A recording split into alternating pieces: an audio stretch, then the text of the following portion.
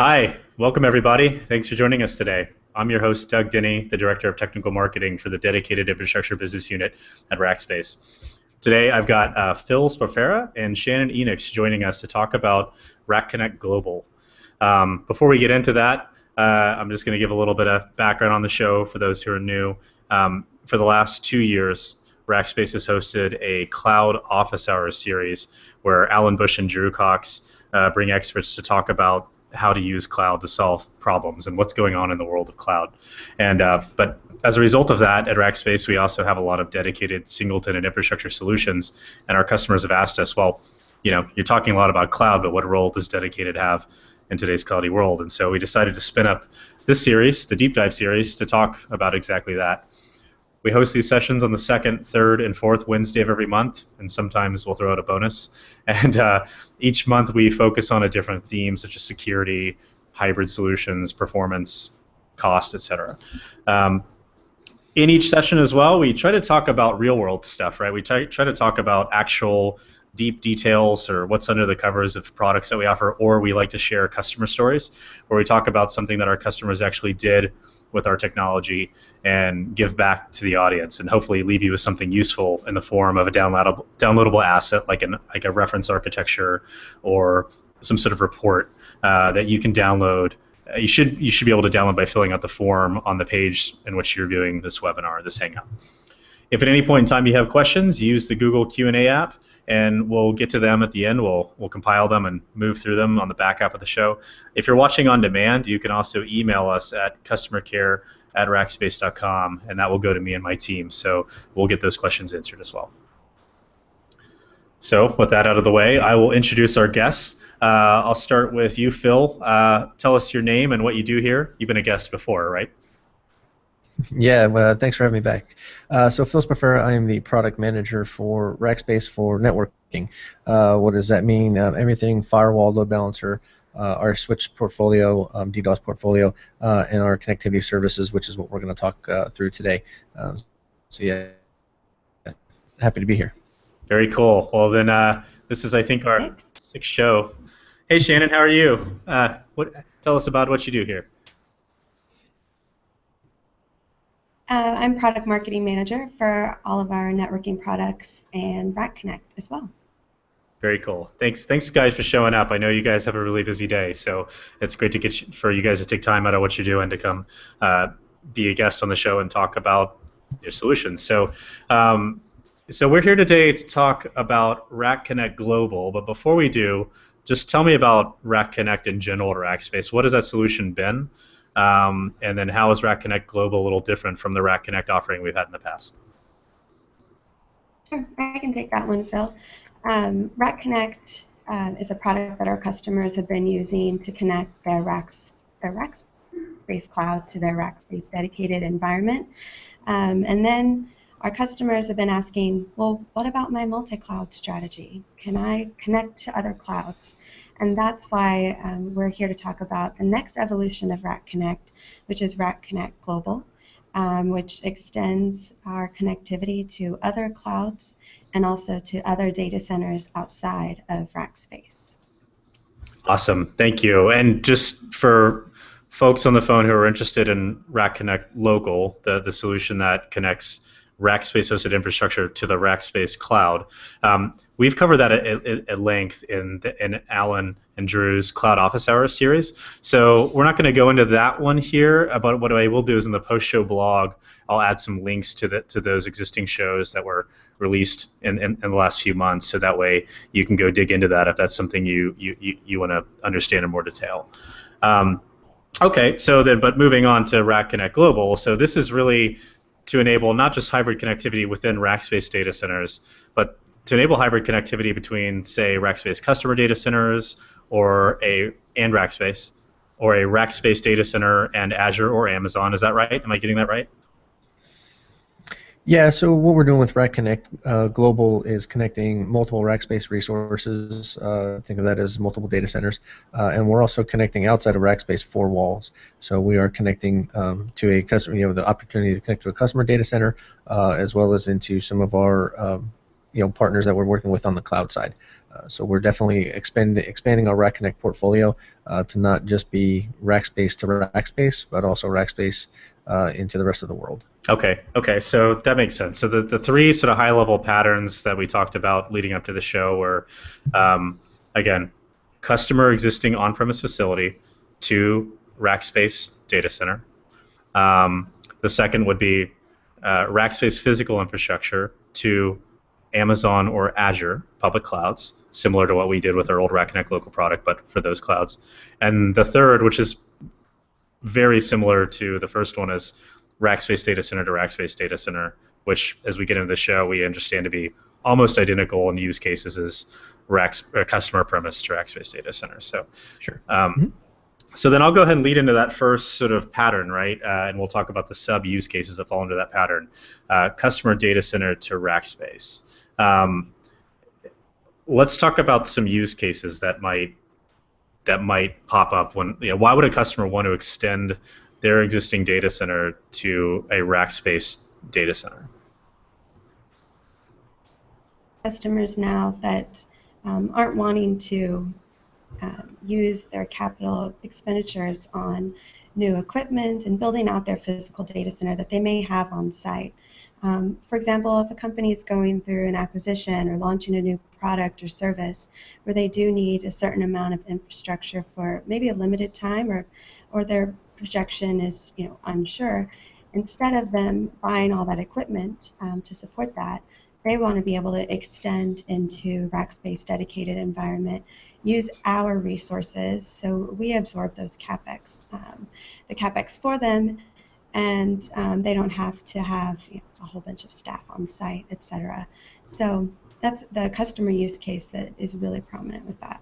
Okay, that makes sense. And so that's one I've seen out in the wild a lot, where a customer, their capacity needs don't stop, but they have no interest in investing and building out a new data center, right? They don't want to be in that game anymore. So the idea of plugging their data center into ours, so to speak, through a sort of data center extension model can be an appealing for them. This is, and I think this is a use case that is very common, or rather appealing to IT organizations who again are trying to find ways to grow capacity without necessarily building a new data center, but at the same time still need full control over the networking aspects and the physical infrastructure that resides with a third party like us.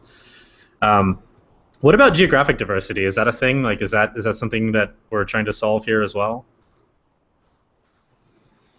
Yeah, so I mean that's where the customers can use their current facilities to manage some in-house applications, but they can also quote unquote burst out to Rackspace with these connections that we're talking about with RackConnect Global. So it also gives them not only a footprint within their location, be able to expand into Rackspace, but now once you get into a component of Rackspace like we talked about earlier, now you can reach out into multiple aspects of Rackspace. So if your workload is handled out of a data center that's on the East Coast and you want physical diversity, you can go ahead and launch some stuff that's in either our Dallas location or Chicago.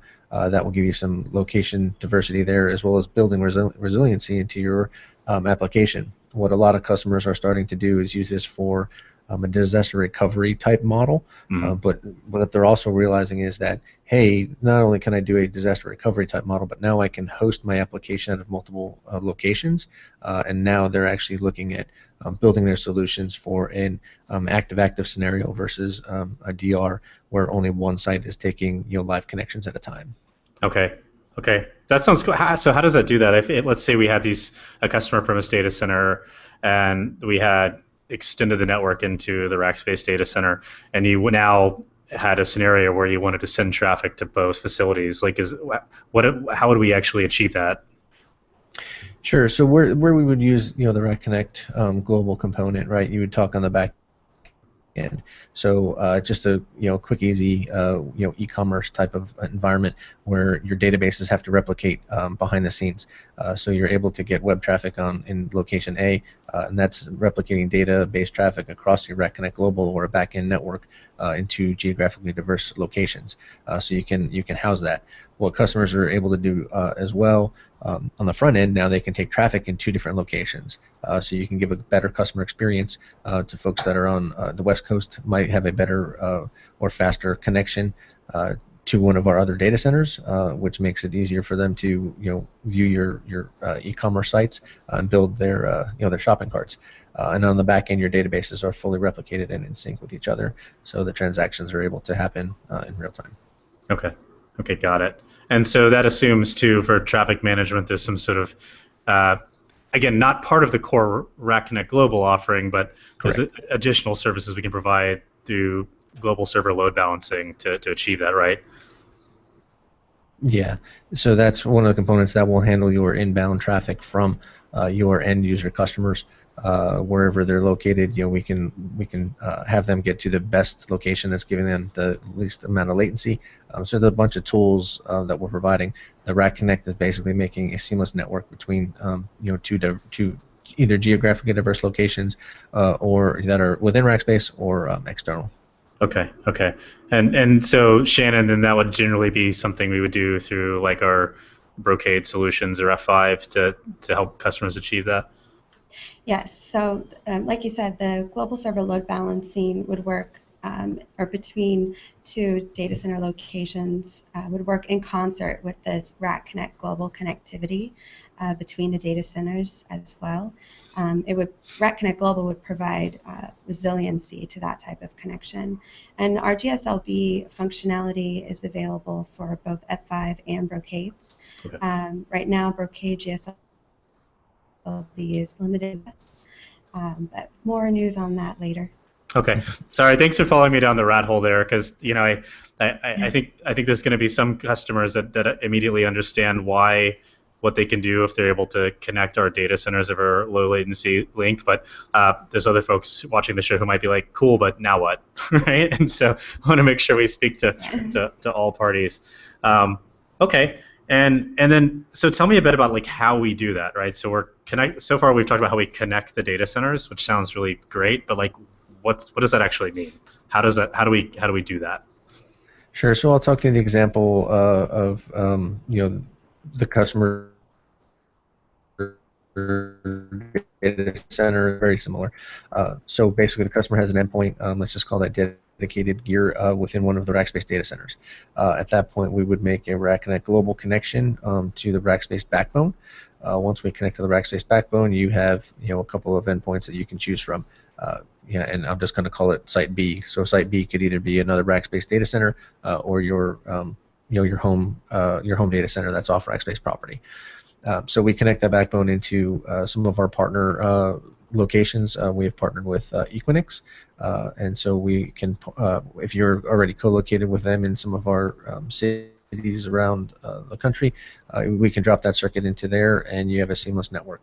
The other side being you can bring circuits from our Chicago data center to our Virginia data center, just as the same that they would be next to each other, same layer 2 network and everything. So we're able to bridge some of the geographic locations with that aspect, and again, everything that connects into the Rackspace backbone is able to provide those services and multiple endpoints for you or for the customers. Okay, that makes sense, and I want to get specific about something too. So clearly, if you have gear in an Equinix facility that's part of this network, then you can get this pretty easily. But for a lot of customers that are hosting that have their own data center, those Equinix facilities would be acting as a point of presence for them to terminate their own lease line into. Is that a fair statement? Correct. So just to clarify on some of that, they can have their own gear there, or they can bring in circuits from their preferred carrier.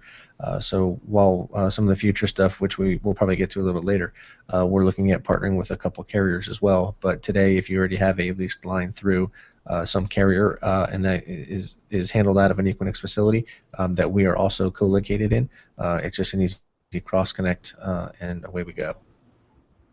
Yeah, and as Phil was mentioning, we're in limited access right now, or limited availability with RackConnect Global until more connectivity partners and more things are developed. So right now, our connectivity partner is Equinix, but of course, there's going to be more down the road, of course. Okay. Okay, got it. Great, that's great. But Equinix is a good start, right? Because they've got a pretty broad reach, and they're a huge. There are a lot of customers that we work with that also utilize Equinix for their services. So I think it's a good start. Um, Okay, just again for the audience, we are also showing the a reference architecture for customer data center to Rackspace data center in the same rough geographic region right now. And as Phil noted, actually Phil, just because again this is a complicated topic, maybe just kind of walk us Sure. through the high level of what we're looking at here. Sure. If you're looking at the screen over on the left, right, that's a typical Rackspace dedicated deployment, right? So you're looking at the customer edge, which is typically some type of switching network in the Rackspace side. Where the customers start looking at their dedicated infrastructure, you're looking at a firewall load balancer, and then some dedicated servers behind there. So what we do is we take that customer, the edge, and what's required right now. Thanks for Shannon for bringing up that we're at limited availability. During the limit availability phase, we are requiring customers to have a dedicated aggregation point, which is that customer edge icon that you see on the diagram. So what you would do is you would take that dedicated aggregation equipment, and we connect it into our Rackspace backbone, which is depicted there as the Rackspace Edge.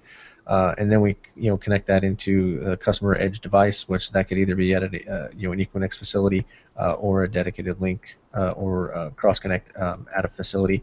And then the little black cloud on the right is customer data center or third party entity, right? So that could be another co-location facility. Okay. Okay. Thank you so much. That helps. That helps me anyway. So hopefully that helps viewers as well. So then the next question is give me some understanding of what advantages this has over, say, traditional VPN over the internet to a customer facility, or direct MPLS from a customer site all the way straight to a Rackspace data center. How is this different and or better than those options? Yeah, so I'm glad you mentioned VPN. That is a big tool for customers to use today, right? So they're using I'd like to use it the Wild Wild West, traversing the public internet to get from A to B. Sometimes that's a good experience, sometimes it's not great experience.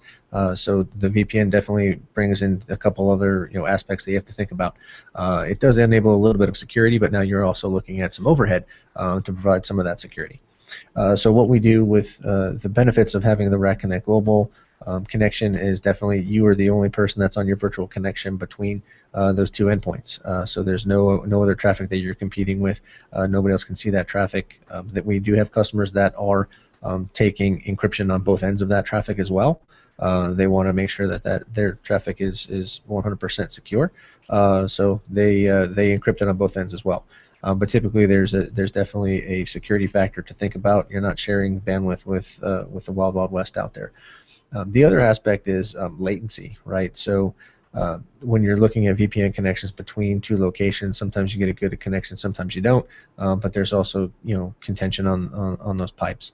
So we definitely cut down on latency for a lot of our customers, especially when you're talking about replication and databases that have to be fairly in sync.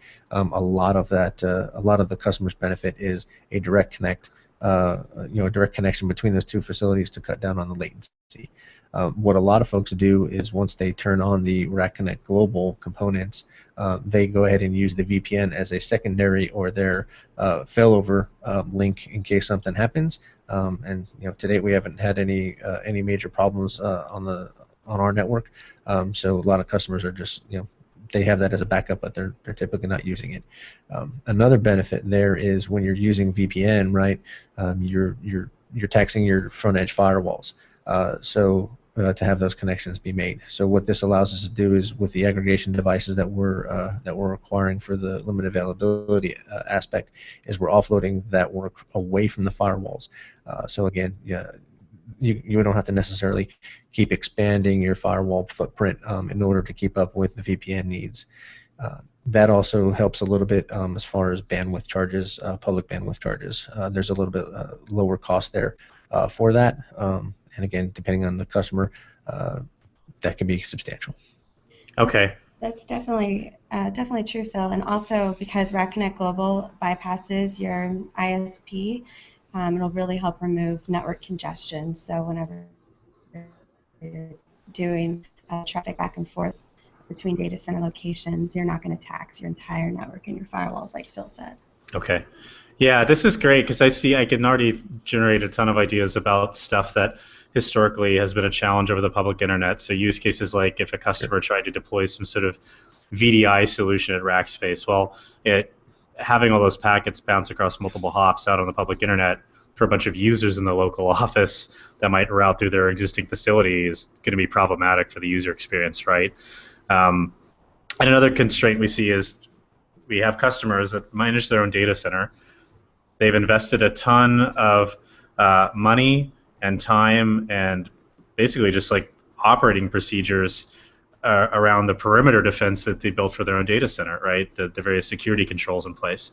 And one of the big obstacles to having them come host up at Rackspace is the common pushback I see is the customer's like, oh man, we got all this buttoned up, and now I've got to go set up a new perimeter at your facility, right, with all these controls. And if we have the ability to actually allow customer traffic to flow through their existing perimeter security and access control policy at their data center through the private network to the Rackspace infrastructure, not have to do that work twice, that removes a big obstacle we've seen for the whole data center extension use case for enterprises. So I'm pretty excited about this. I know a bunch of the SEs that I work with will be excited about it too. It's pretty cool.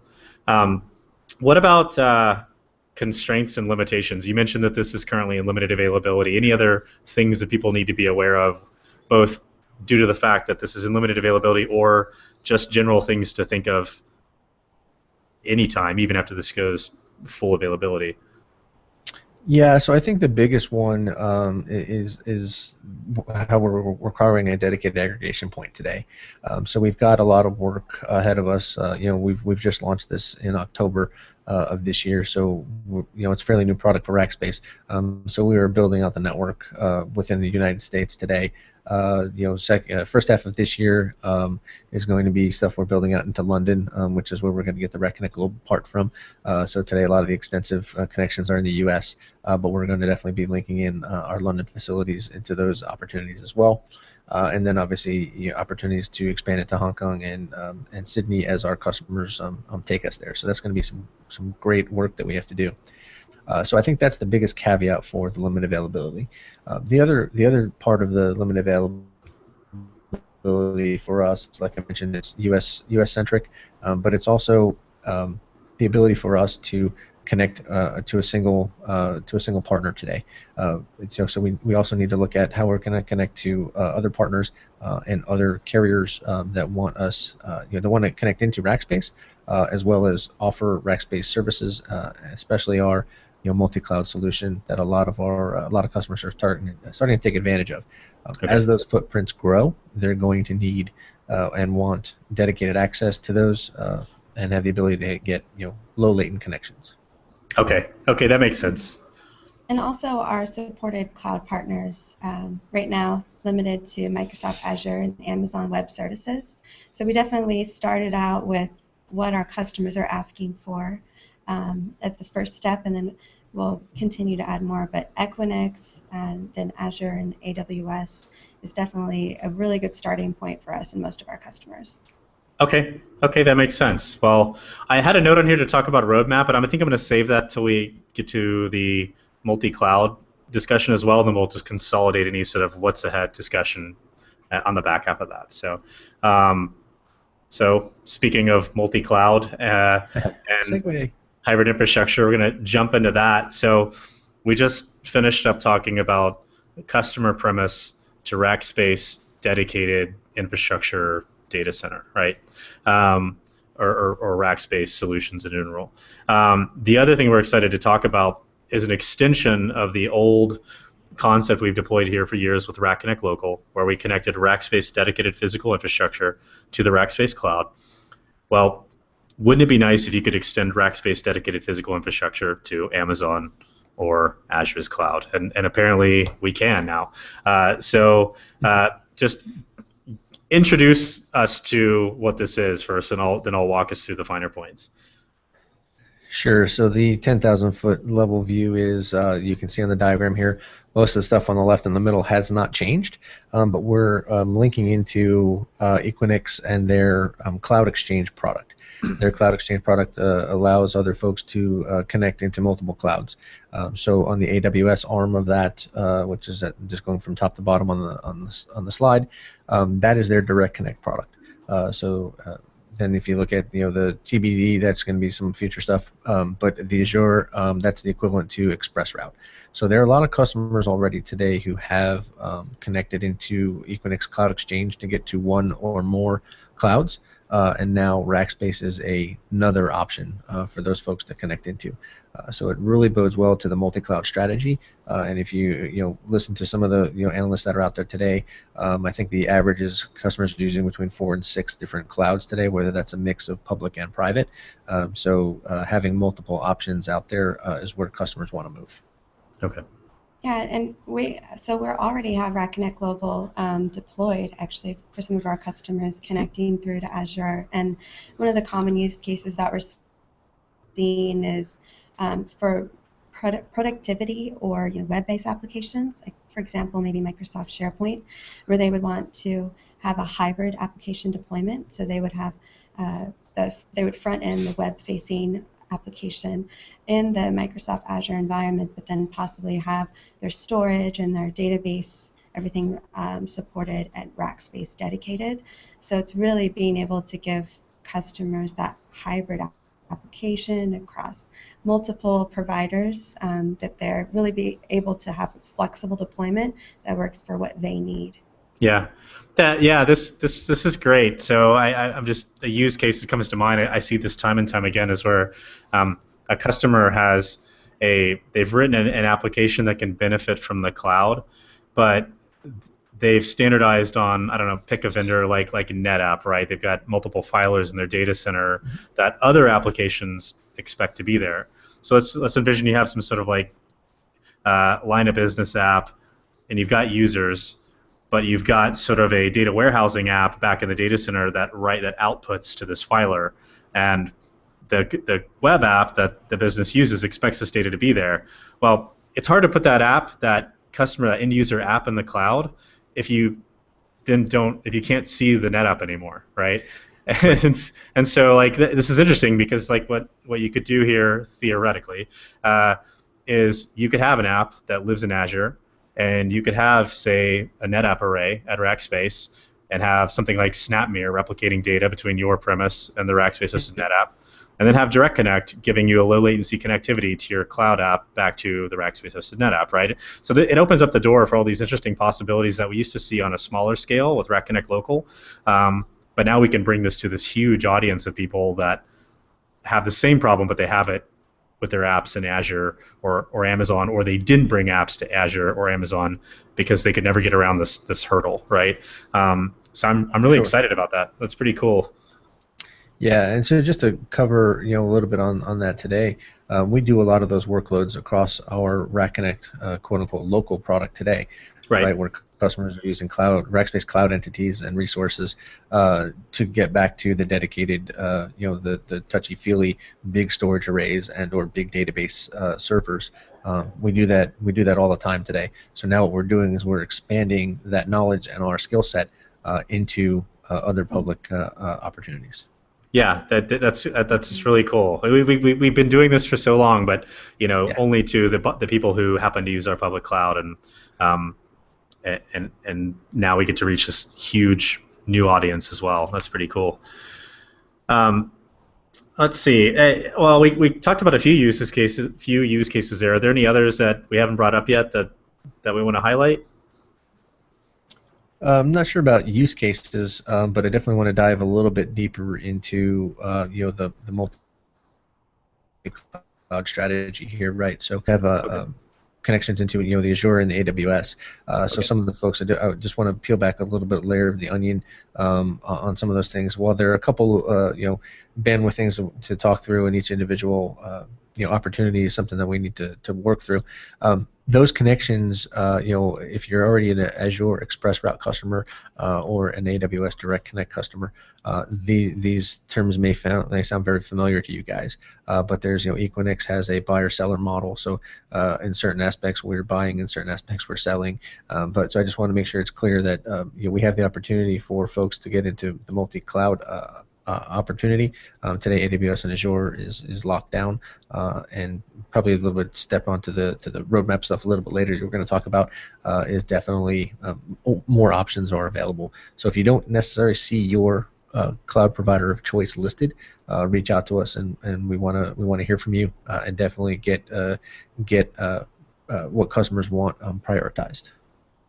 Okay, that's a good time to remind folks that are watching. You feel free to use the QA feature of Google Hangout to submit a question, or use the customer care at rackspace.com email to submit a question, or give us feedback about what other cloud providers you'd like to see us support, and also what other if there's other like carriers or network providers you want to see us interoperate with. Let us know. We'll make sure the team here gets access to that feedback. Absolutely. That's, as the product manager, I do want to hear from customers. Where do you guys want us to go next? We have a couple things on our roadmap, and customers we've already talked to, but it's definitely we're going to get there. Just happy to hear your feedback and go the direction you guys want as fast as we can. Very and cool. Doug, another use case that we're hearing a lot from customers. You mentioned, is there another use case?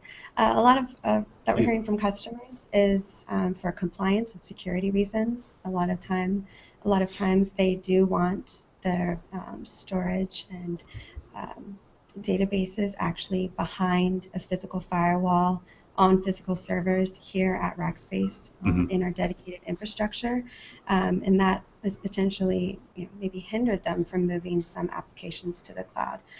So this is another one of those workloads where we can have the hybrid application deployment, the web-facing app, of course, up in the cloud, but then, of course, have our compliance, security, and firewall in our dedicated, protecting their infrastructure here at Rackspace. So. That's a really good point, because I think a lot of the same general rules for RackConnect Local that we're all very familiar with apply. It's like this idea that you can have, like in the first show that we did, we talked about this e-commerce workload where a lot of the actual payment processing infrastructure lived in a physical architecture on the dedicated side of Rackspace, and help keep me honest here. One of the benefits that with RackConnect Local was you can have cloud infrastructure, but have it subject to the same sort of physical or same security control and access control policy that we offer through the dedicated networking appliances in the physical world of Rackspace. So you could have cloud, but still have all traffic flow through those physical appliances for traffic inspection and applying of access control policy. Does that mean theoretically you could also do the same thing with RackConnect Global? You could have all traffic ingress and egress route through the physical edge, but first before it hits the Amazon cloud? Is that am I getting that right? Yeah. So. If you wanted to, right? If you wanted to. So I'll talk a little bit about a couple of those components, right? So the RackConnect Local, right? So what would happen is I stand up RackConnect or a dedicated firewall, and let's just say a dedicated server, which is going to be my application server. But I also have a web server that I put out on the Rackspace public cloud. So what I do is I turn off interfaces that would reach public interfaces on my public web server and force all of that traffic to go through my dedicated firewall. So at that point, and again, this is just trying to make this case as quick and vanilla as I can. Sure. But that basically forces all the traffic through that firewall. Now, insert your security devices here, insert your captures and controls and all of the other WAF items and IDSs you wanna put in between there to muddy that water however you need to. But what a lot of customers put many devices in line. but you're forcing it all through one funnel, so one set of eyeballs can look at all of that traffic, even though you're bursting out to web servers. And so it's a holiday, and I need to have 3 web servers out there instead of 1. You spin up all those servers, but all of that traffic still flows past your security eyeballs, if you will, at one ingress and egress point. So you can kind of almost think about setting up the same type of thing as well. Doesn't necessarily now have to be Rackspace Cloud. It can be another cloud where that traffic would pass through that firewall down to our aggregated components, over to your let's just call it resource of choice, and then come back through the aggregation component and then back past your security eyeballs, and back out to the customer. Okay. Okay. Great. So that's good. That's helpful because again, I think that's something that we see a lot of interest for from the customers that I talk to. But again, being able to have that broader reach and now also do that with the great tools that Amazon and Azure bring, like really opens up the possibilities and the types of things that can be constructed to solve a problem for a customer. That's cool. And just to note too, in theory, if a customer really wanted to do this all themselves, there's nothing stopping them from co-locating a bunch of physical gear in an Equinix facility and using Cloud Exchange to achieve the same outcome. But then they now have the burden of managing all these like a bunch of appliances and refrigerators in that facility, right? Yeah. So it's not only the burden, right? So not only do you have to go out and talk to Equinix or a facilities provider, then you have to go talk to your public cloud provider, and then you have to go procure gear, and then you have to have an expert that knows how to configure all of that stuff. Right, so right. We're taking a couple of those things all under one umbrella, so you can talk to folks that already have knowledge of how these things work, and they can cater them to your needs. You can get change from a CapEx model to an OpEx model by using some of the Rackspace resources. So that's definitely something to think about. And then one of the bigger things is we do this on a daily basis, so we get better at it tomorrow, and we'll get better at it next week. So all of that stuff bodes our expertise grows exponentially by every customer that we deploy. So. Very cool. Okay, well, thanks. This is all music to my ears, and just for the audience's benefit, like sometimes I really am learning about this stuff in real time. So so are we. We were learning about it too. We're glad you're excited. Yeah. So are we. Well, one thing I haven't asked is, again, so we have this magic connectivity. We've talked about magic, yes, how it gets delivered, right? What are the sort of the increments of consumption? Like how many megabits or gigabits, or like how do I consume this? Yes, they're measured in gigawatts. No, I'm just kidding. So again, that's depending on the customer, right? So we've got some instances we can think about going lower. Typically today we're going incremental through 1 gig connections. We have a couple customers that are asking for some higher connections than that. We're providing multiple gigabit traffic today. So that's where what we're doing today. Some of the 10 gig stuff and all of that other stuff will be some roadmap items that we'll talk through maybe even later in this webcast here, but that's where customers are looking at. They're putting their toe in the water. What benefit does this give me? They realize that it's a much better connection than their VPNs. They're using the Rackspace expertise and realizing, oh, my where I used to build my solutions is this little square box. Now all of a sudden they have this really big sandbox that really doesn't have one edge on one side, so you can kind of build out and go left or right however you need to. So once people start realizing that the current solutions they used to build, the building blocks are still there, but the boundaries have been removed. Now all of a sudden they're able to get to multiple data centers. They're able to gear applications to take in multiple data centers, multiple customer entry points, and it's really cool to hear what customers want to do with some of these services, 2-3 years from now. Yeah, I think it's cool because in the old discussions of hybrid cloud, customer premise to public cloud, there's a lot to like about that, and we know it's a real thing. We know it happens, but at the same time, you still have this problem, which is like, the stuff you put in the cloud is going to grow rapidly, and the public cloud is great for dealing with things that grow rapidly. But that doesn't mean your existing data center necessarily becomes any less dynamic, right? You still find you need things. There's still things in the physical world that are slow. You're still procuring gear. You're still ordering stuff, refreshing hardware, right? And so the question I pose often is, well, like, what if we could make both sides of the equation better? You've got public cloud, and you get to reap the benefits of all of everything that comes with that delivery model. But what if the dedicated world also, instead of like taking weeks and months to turn around changes, what if you let us do some of that too, and we can shrink weeks and months into days and hours for your physical infrastructure, right? And so you can benefit from the lift on both the cloud and in your data center, have a hybrid approach, but optimize the physical world too. So I think that's pretty unique to be able to solve both sides of the problem. Sure, adding more tools to the box to build solutions from. It's fun. That's why it gets me up in the morning every day, getting here as early as I can and building these solutions for customers, because that at the bottom line, that's what we're here to do, is solve problems. Yeah, absolutely. And Phil talked about the different port speeds that we offer. One thing to note is that it's actually a fixed price or a fixed cost. So we don't charge based on what they use for traffic. So it's a reliable fixed cost that that it's going to be, you don't get charged. Okay. For usage. Say that with some folks it's a throttled methodology, but it's not metered. Okay, very cool. Thanks. That's good. Predictable is good. Yeah. And then again, as customers, hey, today I have, let's just say I have a 100 megabit connection and I'm maxing that out. I need to upgrade, right? Call it into us, and it's a quick call, conversation or ticket, and we can double your capacity to 200 megabits, right? So it's as customers use that service, they can dip their toe in the water, and then when they're ready to dive full in, we're ready. Okay. And Phil, you mentioned 10 gig is coming soon, but we can deploy multiple 1 gig connections for customers that need that, right? Yeah, we're doing that a couple.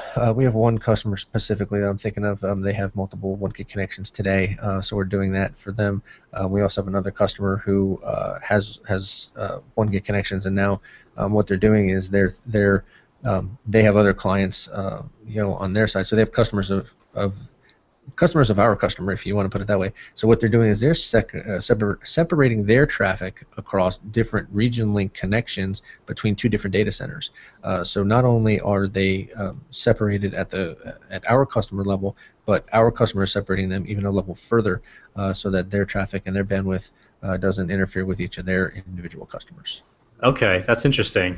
That's an interesting use case. Maybe we'll have to, not one we thought about, but people. That's why again, we're opening up that sandbox and letting people create some really cool stuff. Yeah, maybe someday in the future we bring them on to talk about what they're doing. That'd be cool. Yeah, we can do that. Well, in the interest of time, I'm going to push us forward and remind us that we kind of saved, not roadmap, but like kind of what's coming. We've hinted at a few items, but what else is coming that we should be aware of? Yeah. So again, just to talk a couple of the high-level stuff, right? So we are looking at our London facility, our London data center today. I was on a call yesterday with a customer, and they are in 2 of our data centers today for production site and a disaster recovery site, but they also are in a 3rd U.S. data center for development stuff, right? So now what they're looking at doing is they're adding RackConnect Global into 2 of those components to connect their production site to the disaster recovery site.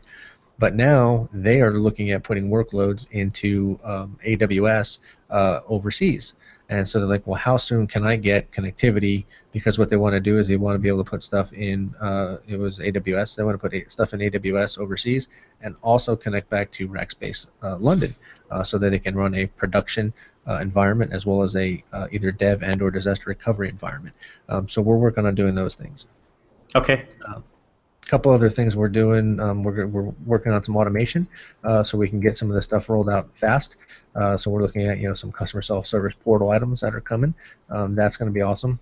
You can get those things today from from an AWS and Azure. Those guys have been in this market for a little while. We're playing a little bit of catch up, but we're also we've got our stories down for our RackConnect, RackConnect and RackConnect global offerings. So we're getting there. So that's also options that are coming. customers are taking us into APAC as another area that we're going to be showcasing off. And then the really cool thing is what customers are starting to ask us to do, and we're starting to build this on top of some of the automation, as well as on top of where the future of this product goes, is customers who want to be able to be 100% cloudy, aka they don't want to have dedicated gear. So they want to have Rackspace Cloud servers stood up, and any other cloud server stood up, and be able to connect those as well. So we are working on some opportunities to connect our cloud outside of some dedicated connections to other clouds as well. That can be very valuable for a lot of customers that want to, they have applications that run specifically in the cloud, and they do not need any dedicated footprint today. So we're working to solve that problem as well. Okay, great. Shannon, any other items? I'm sure I missed one. I think we said everything else in the context throughout. Yeah. Awesome. Okay, well then I'm going to move it by my watch. I know that the live stream lags a few minutes behind, but by my watch, we got about 15 minutes left. So I'm going to jump into a summary and key takeaways. So I'm going to tell you guys what I heard today, and then you guys interject if there's anything else you want to make sure the audience leaves with. So my first one is not a summary, it's a question. Which data centers are available today? Which ones today? Okay, so today we have our Virginia data center, and I'm going to call them data center regions because we have multiple data centers in each region. So our Virginia region, Dallas region, and Chicago. Awesome. Okay. And then the three use cases or not use cases, but three sort of patterns for deployment I heard are one, again, customer data center extension to Rackspace data center, right? So extending your physical data center to our physical data center and beyond. Rackspace data center to third-party cloud, AWS or Azure, and potentially more down the road. Future stuff, yes. And then finally, the third is Rackspace to Rackspace, which we didn't go into in a lot of detail because it's pretty much almost identical to customer data center to Rackspace, but yeah. So, and just I want to touch on that point there. Once you connect to the Rackspace backbone, it allows you to connect your B location, if you will, to many other things. So that's it's a step along the way. So a Rackspace data center across our backbone is it's still an A to B connection, but once you connect to the backbone, you can go through the backbone to these other awesome facilities as well. Okay, great. And then Phil, Shannon, any final thoughts? Any last minute things you want to interject? Yeah, just a couple things, just to highlight some more, the key takeaways. I think today a lot of folks use VPN pretty heavily, which is a great technology. As customers' applications need faster and less latent connections and more secure connections, this product line is definitely built for that. And again, as we talked about, there are some customers that are using this for some really cool stuff. So I definitely reach out if you have questions about it. I'm happy to talk to you, to the customers or anybody wants to, even potential customers that want to think about how you can change your applications for the future, not necessarily what you have developed today. And so we're definitely interested in growing with you guys and providing that fanatical support on top of your connections to a multi-cloud world. Yeah, and that goes to our vision too. RackConnect is so important, and RackConnect Global, to our vision as a company to be able to support and provide multi-cloud infrastructure for our customers. So definitely stay tuned as we continue to develop the product, because we're just getting started with this.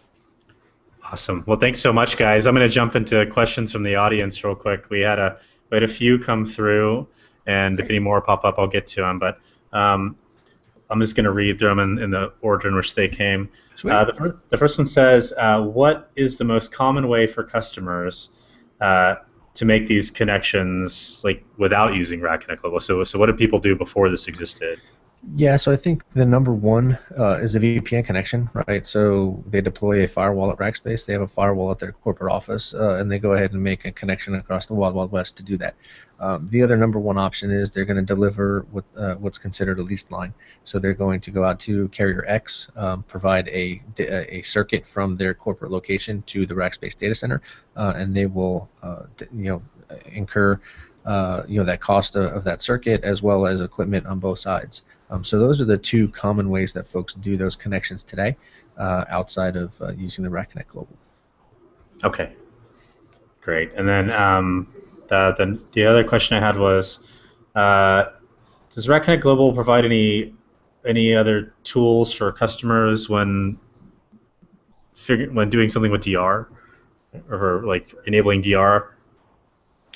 Sure, I think Shannon will probably chime in here on a bunch of the DR tool sets, but yeah, RackConnect Global definitely connects multiple Rackspace data centers and/or customer endpoints, right? So you're looking at geographically diverse options, so that gives you back connectivity. You can connect those facilities. So if facility A goes down, all of your data and all your information is already stored at site B. So you guys can make a quick DNS change and service service your customers out of site B. That's a quick and easy. And I'll turn over to Shannon. She can talk through a lot of the DR options and go from there. Sure. Yes.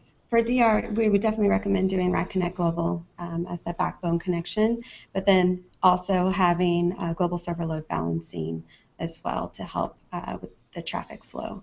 So those can work together in concert to really just have a solid DR plan.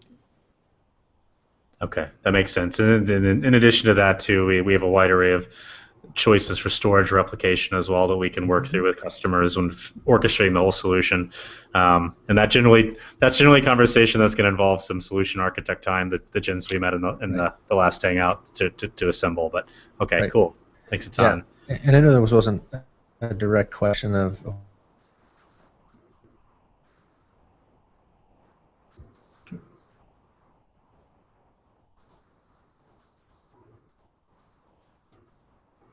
as well. So some of those solutions that are coming are pretty awesome. Okay, awesome. Sadly for the audience, I think right as you were saying that the audio dropped. I think Oh, great. Can you just repeat that real quick, just in case anyone missed it? Yeah. So like I said, it wasn't specifically asked in the question, but the use case is customers have large storage arrays in 2 different Rackspace data centers, and they're using that as a third tier disaster recovery option. So they'll have some data at their corporate office replicated to Rackspace Data Center A, and then use RackConnect to that replication. Okay. To probably the second time, so you probably want to not hear the first one. Awesome. And then the final question I have is, are there any plans to include Rackspace public cloud connectivity through RackConnect Global? Yeah, so we touched on that towards some of the roadmap items. Yes, that is definitely on our roadmap of items to bring to bear for customers, so that we don't have to have dedicated gear, even like quote unquote RackConnect local deployment, in order to facilitate a Rackspace public cloud to another Rackspace public cloud. Okay. Okay. Well, very cool. I'm gonna just move on to my closing comments. We're just ahead of schedule, but I want to say thank you guys again for showing up, taking the time to help do the show today, and thanks again as well for answering any questions that may come as a result of the show. So I'll be pulling you guys in if anyone in the audience wants to have a deeper conversation. So note to the audience, the diagrams that we showed today to support the conversation are available for download. So if you want to take this and inspect it deeply, or show it to other people to sort of generate some ideas about how you might be able to use this, please fill out the form that you should be looking at right now as you view the webinar, and you'll get access to those reference architectures. From there, if you want to have a conversation with us or one of our solution architects to talk about a use case that you might have, to want to see if it can benefit from this technology, please reach out to us. All of our show content is available at rackspace.com/deepdive. So please do check out the other shows in the series that we're doing. Next week, we're going to be talking about how a customer of ours used RackConnect Local to solve a problem that they had that was also subject to pretty heavy security constraints. So please attend if you can. And finally, I will include the links in the post-show blog to the RackConnect local topics, which we didn't get to today in our conversation about RackConnect Global. So if you're interested in seeing more about that, please check back in a little bit to see the post-show blog. Thanks so much for joining. Have a good one. Take care, guys. Thanks, guys. Thanks.